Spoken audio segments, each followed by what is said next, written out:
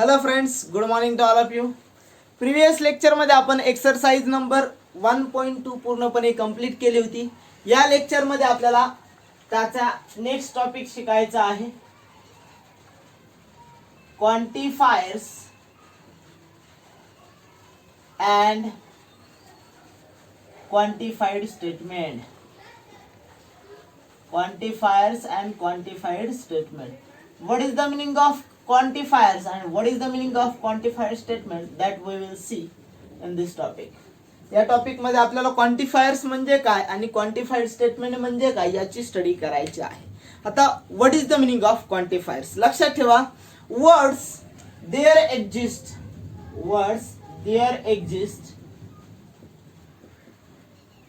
And for all बरोबर आहे ना. देअर एक्झिस्ट आणि फॉर ऑल हे जे दोन वर्ड्स आहेत यांनाच आपण काय म्हणणार आहे, क्वांटिफायर्स असं म्हणायचं आहे. ठीक आहे ना. Words there exist and for all both are the quantifiers, यांनाच आपण काय म्हणणार आहे, क्वांटिफायर्स असं म्हणायचं. आता फॉर ऑलच्या जागी फॉर एव्हरी जरी असेल तरी पण त्याचा मिनिंग सेम असतो. फॉर ऑलच्या जागी जर फॉर एव्हरी जरी असेल तर त्याचा मिनिंग काय राहणार आहे, सेम राहणार आहे. मग किती क्वांटिफायर आहेत, दोन. There are two quantifier. First is there exist and second is for all. ठीक आहे. Words there exist and for all are called quantifiers. There exist is called existential quantifier. हा जो देयर एक्झिस्ट आहे हा कोणता आहे, एक्झिस्टेन्शियल क्वांटिफायर आहे. कोणता, existential quantifier. There exist is called as existential quantifier. यालाच आपण काय म्हणणार आहे, existential quantifier. आणि हा जो फॉर एव्हरी आहे त्याला म्हणायचं युनिव्हर्सल क्वांटिफायर. कोणता, युनिव्हर्सल क्वांटिफायर. लक्षात आहे ना, युनिव्हर्सल क्वांटिफायर. देअर एक्झिस्ट म्हणजे एक्झिस्टेन्शियल क्वांटिफायर आणि फॉर ऑल म्हणजेच फॉर एव्हरी त्याला आपण काय म्हणणार आहे, युनिव्हर्सल क्वांटिफायर. ठीक आहे. आता जो देअर एक्झिस्ट आहे त्याचा लॉजिकल सिम्बॉल लक्षात ठेवा. लॉजिकल सिम्बॉल काय आहे, इन्व्हर्टेड ई. इन्व्हर्टेड ई म्हणजे ई चा विरुद्ध, बरोबर आहे. आणि फॉर एव्हरीचा जो सिम्बॉल आहे तो काय आहे, इन्व्हर्टेड ए. इन्व्हर्टेड ए याला काय म्हणणार, देअर एक्झिस्ट म्हणजे एक्झिस्टेन्शियल क्वांटिफायर. आणि याला काय म्हणायचं आहे, युनिव्हर्सल क्वांटिफायर म्हणजेच फॉर ऑल. सिम्बॉल लक्षात आले. किती क्वांटिफायर आहेत, दोन. फर्स्ट आहे एक्झिस्टेन्शियल क्वांटिफायर आणि सेकंड आहे युनिव्हर्सल क्वांटिफायर. एक्झिस्टेन्शियल क्वांटिफायर कोणता आहे, देअर एक्झिस्ट. सिम्बॉल कोणता आहे, इन्व्हर्टेड ई. बरोबर आहे. आता युनिव्हर्सल क्वांटिफायर म्हणजेच काय, फॉर ऑल किंवा फॉर एव्हरी. बरोबर आहे ना. त्याचा सिम्बॉल काय आहे, इन्व्हर्टेड ए म्हणजे ए चा उलट. ठीक आहे. प्रत्येकाला व्यवस्थित लक्षात आलं. आता लक्षात ठेवा, जो आपला देअर एक्झिस्ट आणि फॉर एव्हरी आहेत हे दोन क्वांटिफायर आहेत. आता ज्या स्टेटमेंट मध्ये आपण हे क्वांटिफायर्स यूज करणार आहोत त्यांनाच आपण काय म्हणणार आहे, क्वांटिफाइड स्टेटमेंट. बरोबर आहे. आता आपल्याला एक गोष्ट माहिती, जे ओपन सेंटेन्स आहेत, जे ओपन सेंटेन्स असतात, बरोबर आहे ना. ओपन सेंटेन्स ही लॉजिक मध्ये स्टेटमेंट असतात का, नाही. बरोबर आहे. लॉजिक मध्ये हे स्टेटमेंट नाही. मग या ओपन सेंटेन्सला जर आपल्याला स्टेटमेंट मध्ये जर कन्व्हर्जन करायचं म्हणलं तर आपण त्या ठिकाणी क्वांटिफायर्सचा यूज करत असतो. कशाचा, क्वांटिफायर्सचा. जेव्हा आपण ओपन सेंटेन्स मध्ये क्वांटिफायरचा यूज करतो तेव्हा त्या क्वांटिफायर्स मुळे ओपन सेंटेन्सचं कशामध्ये कन्व्हर्जन होणार आहे, स्टेटमेंट मध्ये कन्व्हर्जन होणार आहे. म्हणून त्यांनाच आपण काय म्हणणार आहे, क्वांटिफाइड स्टेटमेंट असं म्हणायचं. क्वांटिफाइड स्टेटमेंट म्हणजे काय, the open sentence converted into the statement by using the quantifier, therefore it is called as quantified statement. त्यामुळे त्याला आपण काय म्हणतो, क्वांटिफाइड स्टेटमेंट असं म्हणायचं आहे. लक्षात आहे ना, प्रत्येकाला व्यवस्थित लक्षात राहणार आहे.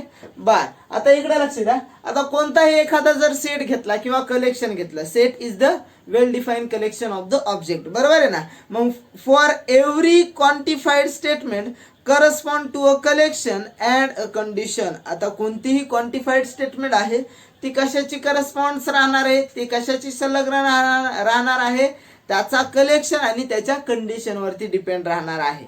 ठीक आहे ना. इथपर्यंत प्रत्येकाला आलं. आता लक्षात ठेवा, कधी कोणाला ट्रू म्हणायचं आहे, कधी कोणाला फॉल्स म्हणायचं.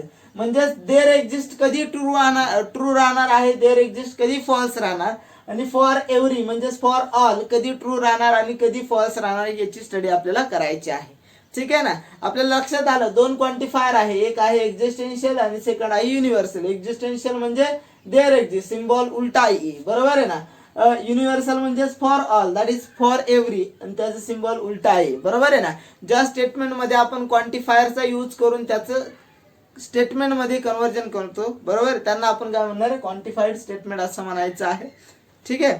बर, आता मग statement quantified bye universal quantifier, जे स्टेटमेंट आपण युनिव्हर्सल क्वांटिफायर्सचा यूज करून बनवलेला आहे, युनिव्हर्सल क्वांटिफायरचा यूज करून.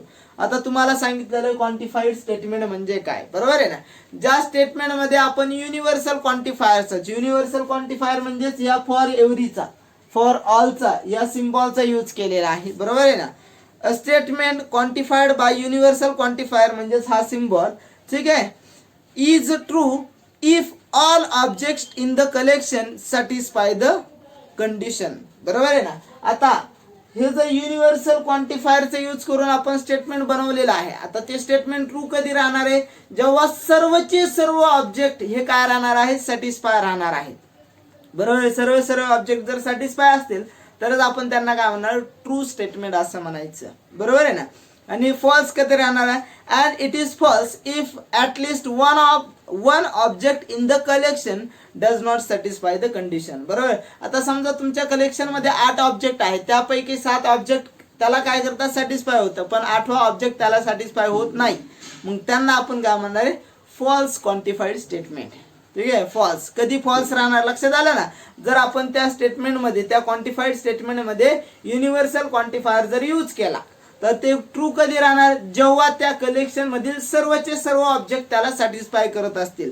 जर एखादा जरी ऑब्जेक्ट त्याला सॅटिस्फाय करत नसेल तर त्यांना आपण काय म्हणणार आहे, फॉल्स क्वांटिफाईड स्टेटमेंट. ठीक आहे. आता आपल्याला विचार करायचा आहे कोणाचा, एक्झिस्टेन्शियल क्वांटिफायरचा, बरोबर आहे. A statement quantified by existential quantifier म्हणजेच हा सिम्बॉल, बरोबर आहे, is true if at least one object in the collection satisfy the condition, बरोबर. आता जर एक्झिस्टेन्शियल क्वांटिफायर म्हणजे हा सिम्बॉल असेल तर त्या कलेक्शन मधील एका जरी ऑब्जेक्टने ती कंडिशन सॅटिस्फाय केली तर ते काय राहणार आहे, ट्रू राहणार आहे, एका जरी. आता ह्या फॉर एव्हरी मध्ये सर्व ऑब्जेक्टनी त्याला काय करावं लागत होतं, सॅटिस्फाय करावं लागत होतं, तेव्हा ते ट्रू राहत होतं, नाही तर फॉल्स. परंतु एक्झिस्टेन्शियल क्वांटिफायर मध्ये तशी काही कंडिशन आहे का, नाही. एका जरी ऑब्जेक्टनी त्याला सॅटिस्फाय केलं, बरोबर, 8 ऑब्जेक्ट आहे त्यापैकी एकाच ऑब्जेक्टने सॅटिस्फाय केलं तर त्याला आपण काय म्हणणार आहे, ट्रू क्वांटिफाईड स्टेटमेंट, बरोबर आहे. कधी एक्झिस्टेन्शियल क्वांटिफायर असेल तर. आणि जर त्यापैकी एकाही ऑब्जेक्टने त्याला सॅटिस्फाय केले नाही, and if it false if no object in the collection satisfy the condition, जर त्या याच्यामधील जो काय आपल्याला स्टेटमेंट दिलेलं त्या स्टेटमेंट मधील एकही ऑब्जेक्टने किंवा त्या कलेक्शन मधील एकाही ऑब्जेक्टने त्याला सॅटिस्फाय नाही केलं तर त्याला आपण काय म्हणणार आहे, फॉल्स क्वांटिफाईड स्टेटमेंट, बरोबर आहे ना. आता युनिव्हर्सल क्वांटिफायर असेल तर कधी ट्रू राहणार, कधी फॉल्स राहणार, आणि जर एक्झिस्टेन्शियल क्वांटिफायर असेल तर कधी ट्रू कधी फॉल्स राहणार, याची तुम्हाला माहिती व्यवस्थित समजलेली आहे.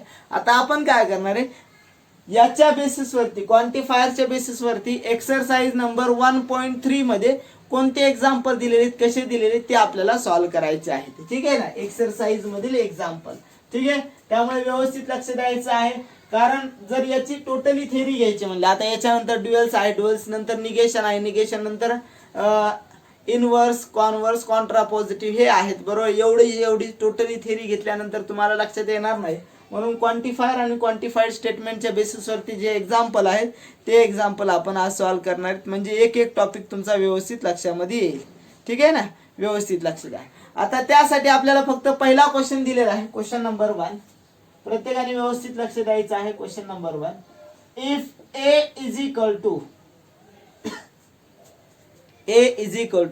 3579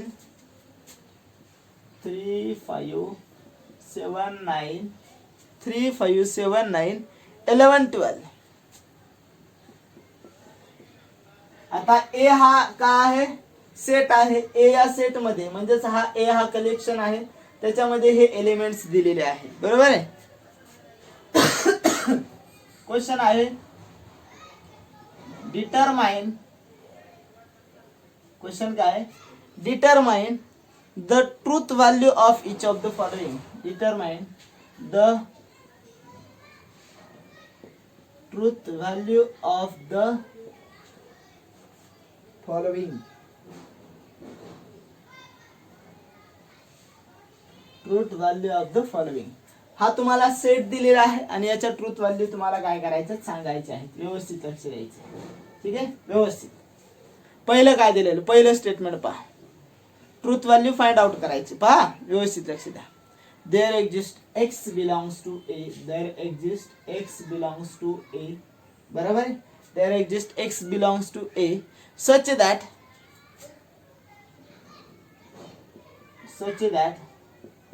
x minus 8 is equal to 1. आता पहा, हे स्टेटमेंट दिलेलं आहे. बरोबर आहे. इकडे लक्ष द्या. देयर एक्झिस्ट हा सिम्बॉल कशाचा आहे, एक्झिस्टेन्शियल क्वांटिफायरचा. देयर एक्झिस्ट, एक्झिस्टेन्शियल क्वांटिफायर कधी ट्रू राहणार आहे, जर त्या कलेक्शन मधील एका जरी ऑब्जेक्टने त्याला सॅटिस्फाय केलं तर ते ट्रू राहणार आहे. बरोबर आहे ना. मग या ठिकाणी कंडिशन काय, x minus 8 is equal to 1. मग x minus 8 is equal to 1. आता x जागी कोणती व्हॅल्यू ठेवल्यानंतर आन्सर 1 येणार आहे, 9. 9 मायनस 8 इज इक्वल टू 1 म्हणजे एक ऑब्जेक्ट आहे तो सॅटिस्फाय करतोय. बरोबर. या ठिकाणी एक्झिस्टेन्शियल आहे म्हणून हे काय राहणार आहे, ट्रू राहणार आहे. Truth value capital T. बरोबर आहे.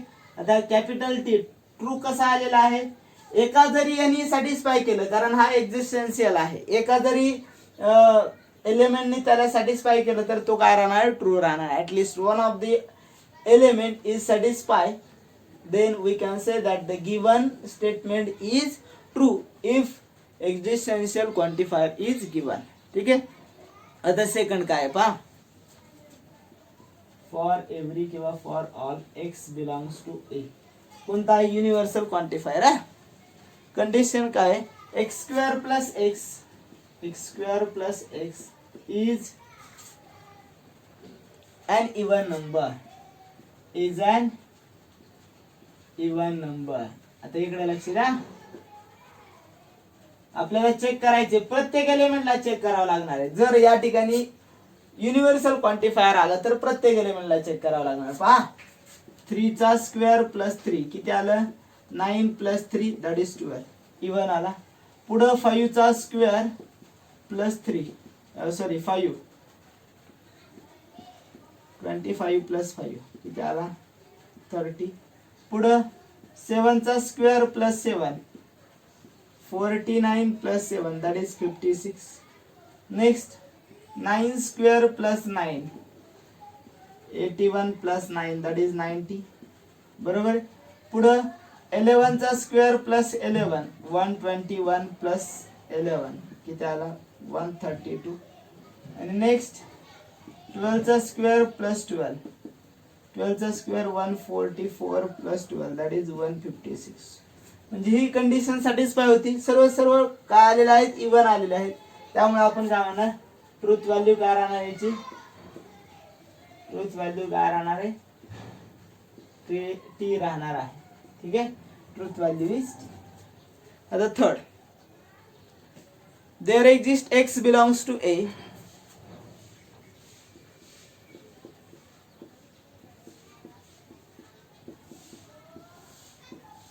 There exists x belongs to A. बरोबर आहे. Such that x square is less than 0. X square is less than 0. आता इकडे लक्ष द्या, x square is less than 0. कोणत्याही नंबरचा स्क्वेअर करा, काय येणार आहे, पॉझिटिव्ह येणार आहे. लेस दॅन 0 म्हणजे निगेटिव्ह. एक जरी अशी व्हॅल्यू आहे का ती सॅटिस्फाय करणार आहे, नाही. No any object or no any value which satisfy the given condition. मग त्यांना आपण काय म्हणणार, ट्रूथ व्हॅल्यू काय राहणार आहे, ट्रूथ व्हॅल्यू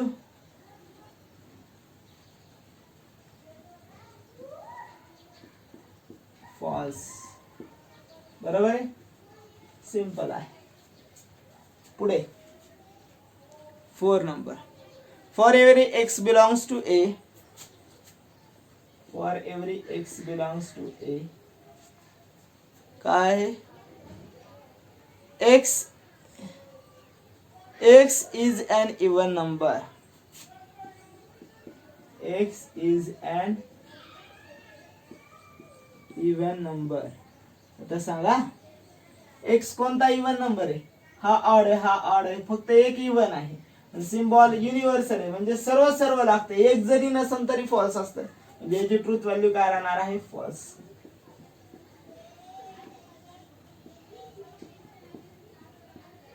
ट्रूथ व्हॅल्यू काय राहणार आहे? फॉल्स. ठीक आहे. नंतर नंबर 5, व्यवस्थित लक्ष द्यायचं, सोपं आहे खूप. For every x belongs to A such that, sorry, there exists x belongs to A such that there exists existential quantifier चा सिम्बॉल आहे. बरोबर. such that 3x plus 8 is equal to greater than 3x plus 8 is greater than 40. आता x जागी कोणतीही value टाका. 3 into 3 9 plus 8 लहानच येते, false. बरं, सगळ्यात मोठी एखादी ही 12 किती आहे? 12 त्रिक 36 प्लस 8. बरोबर. एका जरी व्हॅल्यूनी ट्रू किंवा सॅटिस्फाय केलं तर काय राहणार आहे? ते ट्रू राहणार आहे. बरोबर आहे. त्याच्यामुळे डायरेक्टली मोठी व्हॅल्यू घेतली. 36 प्लस 8 44 म्हणजे ट्रू राहणार आहे. हा एक्झिस्टेन्शियल क्वांटिफायर आहे म्हणजे एका जरी व्हॅल्यूनी सॅटिस्फाय केलं तरी आन्सर ट्रू राहणार आहे. म्हणजे काय राहणार? ट्रू. ट्रूथ व्हॅल्यू काय राहणार आहे? ठीक आहे. आता लास्ट, फॉर ऑल और universal quantifier x belongs to A, for all x belongs to A, 2x plus 9 greater than 14. 2x plus 9 greater than 14. आता पहा, x जागी 3, 6 plus 9 15. आता कोणतीही व्हॅल्यू ठेवा, काय राहणार आहे? ट्रू राहणार आहे. बरोबर आहे. 5 10 plus 9 19, 7 14 plus 9 23. कोणतीही व्हॅल्यू ठेवा, ते काय राहणार आहे? ट्रूच राहणार आहे. ग्रेटर दॅन म्हणजे हे त्याच्या 14 पेक्षा मोठं, मग हे काय राहणार आहे? ट्रू. ट्रूथ व्हॅल्यू काय राहणार आहे? ट्रू राहणार आहे. ठीक आहे.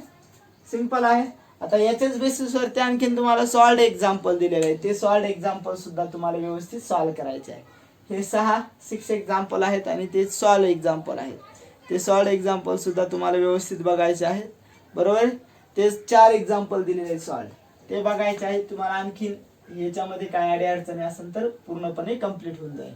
लक्षात ठेवा, विसरायचं नाही. ठीक आहे. प्रत्येक गोष्टीची स्टडी करायची. प्रत्येकाने रेग्युलर अभ्यास करायचा आहे. बरोबर आहे ना. अभ्यास वेळच्या वेळी कंप्लीट झाला तर लोड येणार नाही.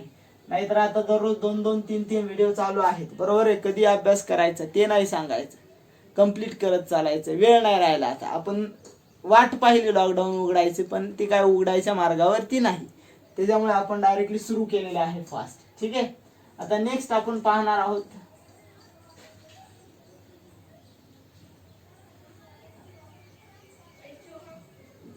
ड्वेल. काय बघायचं आहे? Dual. What is the meaning of dual? ठीक आहे. आता ड्वेल काय राहणार आहे? खूप सोपा आहे. ही सुद्धा कन्सेप्ट खूप सोपी आहे. जशी क्वांटिफायर आणि क्वांटिफाईड स्टेटमेंट ही कन्सेप्ट होती, त्याच प्रकारची ही कन्सेप्ट आहे. What is the meaning of dual? इकडे लक्ष द्या. If 2 statement contain logical connective, जर 2 स्टेटमेंट मध्ये if 2 statement contain logical connective like disjunction, conjunction. बरोबर आहे. कोणत्या 2 आपण स्टेटमेंट कन्सिडर केलेले त्याच्यामध्ये लॉजिकल कनेक्टिव्ह कोणते? Disjunction, conjunction. बरोबर आहे. And letters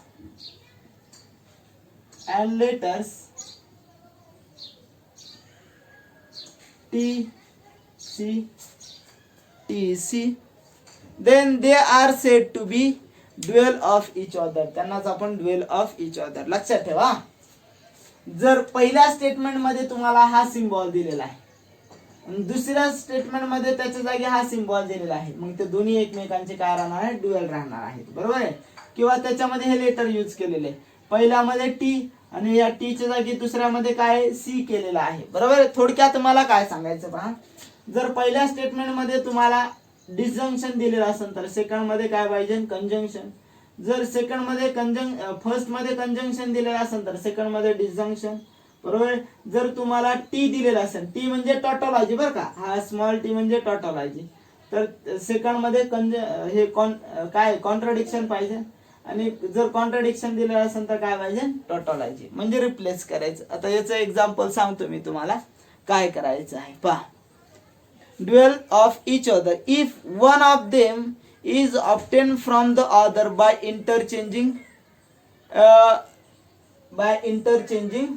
disjunction by conjunction and T with C. लक्षात ठेवा, ड्युएल कधी राहणार आहेत. If one of them is obtain from the interchanging by disjunction by conjunction and T by C, then we can say that both these statement are dual of each other. किंवा आता simple सांगतो हा. आता पहिली statement तुम्हाला काय दिलेली, P conjunction Q, याचा ड्युअल लिहायचा. याचा ड्युअल काय राहणार आहे, पी कंजंक्शन डिसजंक्शनचं जागी काय लिहायचं, कंजंक्शन. झाला ड्युअल. सिंपल आहे. आणि लक्षात ठेवा, जर तुमच्या स्टेटमेंटला निगेशन दिलेलं असेल तर त्याच्यावरती काही परिणाम होत नाही. ठीक आहे ना. आता समजा तुम्हाला असं दिलेलं आहे, टी डिसजंक्शन निगेशन पी. आता याचा मला ड्युअल बनवायचा आहे. टी च्या जागी 100% सी येणार, ऑरचा काय येणार आहे, and negation P as it is. हा झाला ड्युअल. काय अवघड आहे का याच्यामध्ये, खूप सोपा आहे. ठीक आहे ना. आता याच्या बेसिस वरती तुम्हाला एक्सरसाइज नंबर 1.3 मध्ये क्वेश्चन नंबर 2 दिलेला आहे, तो व्यवस्थित सॉल्व्ह करायचा आहे. Question number 2.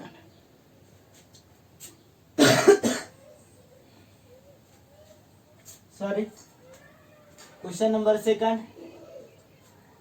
क्वेश्चन राहणार आहे, write the duals of each of the following. Write the duals of each of the following. Write the duals of each of the following. First question, तुम्हाला duals लिहायचं आहे. Simple आहे पहा, P or Q and R, त्याचा dual लिहायचा आहे. कसा लिहिणार, पी ॲज इट इज, ऑरचा अँड, क्यू अँडचा ऑर, आर. झाला ड्युएल. सिंपल आहे. एका मार्कासाठी परीक्षेला विचारलं जातं. सिंपल आहे, खूप सोपं आहे. द सेकंड पहा, P conjunction Q conjunction R, याचा ड्युअल काय आहे ना, P or Q or R. Third,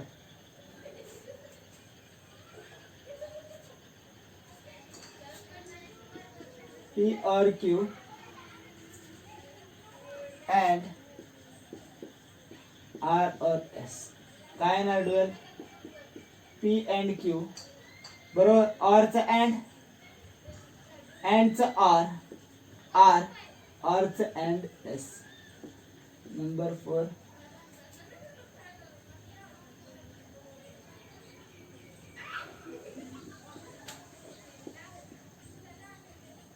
P conjunction negation Q म्हणजेच पी अँड निगेशन क्यू. याचा ड्युअल काय राहणार आहे सांगा, पी त्या कंजंक्शनचा डिसजंक्शन म्हणजेच ऑरचा अँडचा or, negation Q as it is. Number 5, simple simple, खूप सोपं आहे. Negation P or Q and negation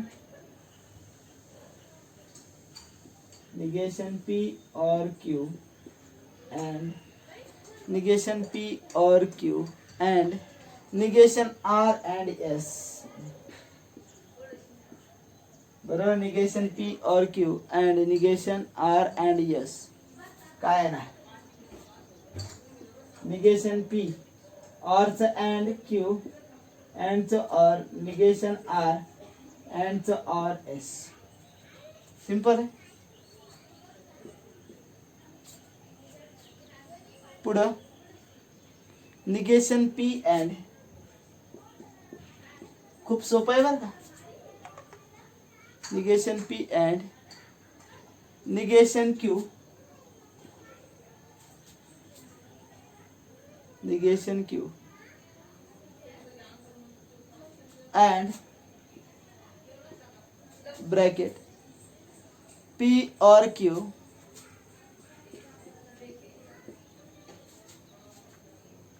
and negation R. बरोबर. याचं कसं करणार, निगेशन पी अँडचा ऑर, बरोबर. निगेशन क्यू अँडचा ऑर पी, ऑरचा अँड क्यू, अँडचा ऑर निगेशन आर. बरोबर. ऑरचा अँडचा ऑर. एक जर राहिलं तर सर्व चुकून जाईल. एका मार्काने लक्ष देऊन व्यवस्थित करायचं आहे. Number 7 in bracket negation of P or Q, बरोबर. Bracket close and P or negation of Q or negation S, याचा ड्युअल करायचं. Simple. Negation as it is P, ऑरचा अँड क्यू, हा अँडचा ऑर, पी ऑरचा and negation of Q and ऑरचा and negation of S. Simple. 8 नंबरचं C or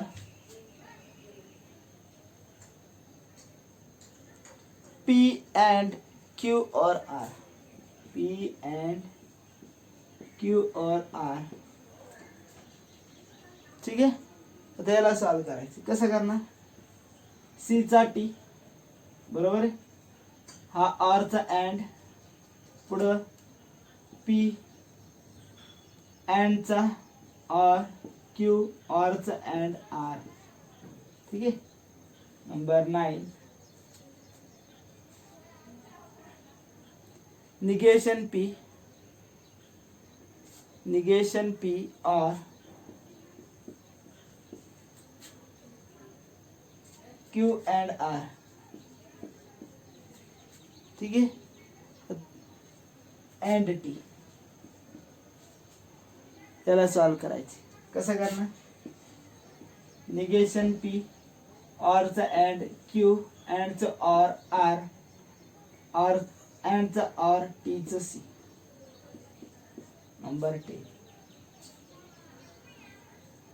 P or Q or C. येणार काय, पी ऑरचं अँड क्यू, आरचं अँड सीचं टी. आता हे झाले तुमच्या एक्सरसाइज मध्ये. 11 नंबरचं मी माझ्या मनाने देतो तुम्हाला.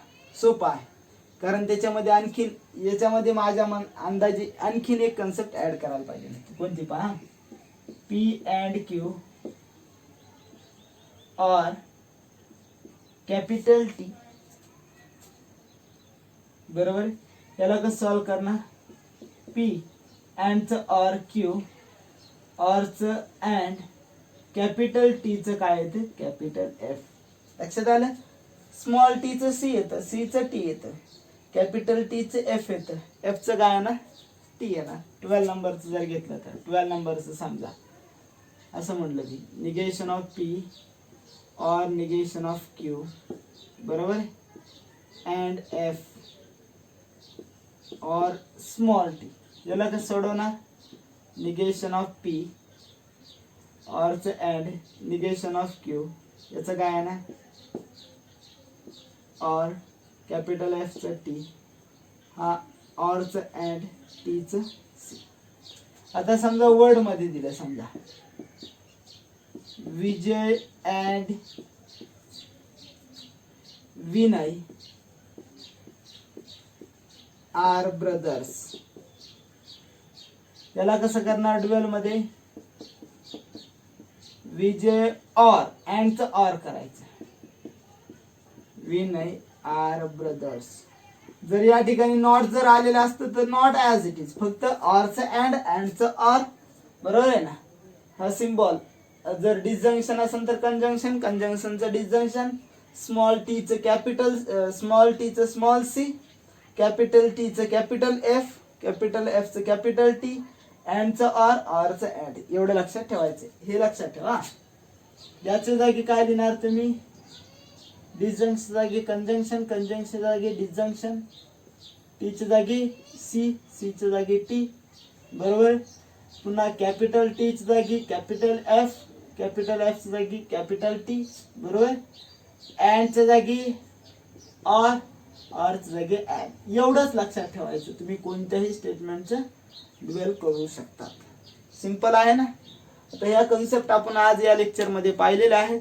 जर काय अडीअडचण येत असेल तर 100% विचारायचं, व्यवस्थित सॉल्व्ह करायचं. ठीक आहे. थँक्यू.